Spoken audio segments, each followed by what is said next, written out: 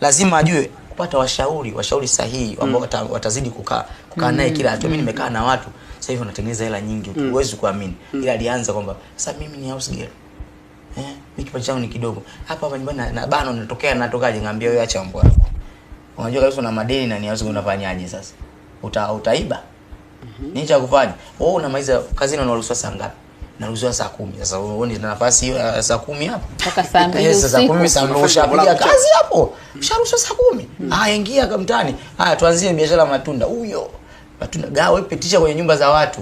Anapenda pitisha. Mtu anaona kama mimi nianze kuuza matunda. Sasa mtu anaona jamani, kuna hata hii kuna shida hivi, wanachuo wengi kwa mfano wanachuo. Anamwambia mimi nina degree. Sasa una degree una hela. Degree yako ya nini? Huwezi kula degree, siwezi kula master, siwezi kula PhD. Leo tuna watu wenye PhD wako wanauza matunda barabarani. Anajua kabisa hapa sina hela. Tena ukiwa una elimu kama hivyo utauza kisomisomi at least. Kwa watu hapo kibao wanauza maji, wamebeba kichwani. Maji, mtu kashaweka maji pale kachukua. Kwa sababu maji yenyewe sio ya kwake. Kaenda bwana dukani. Unaniamini? Ndio twende 5,000 wanakimbiza kauli mali wanaita kauli mali ile unapeleka madukani. Kauli mali ya kiferi hujauza unarudisha. Mama sio mengi Bwana maji haya yamebakia bwana, katika haya naomba 5,000 bwana, unapata 5,000. Ni bora upate 5,000 ya kwako kuliko 5,000 ya kuongezea madeni.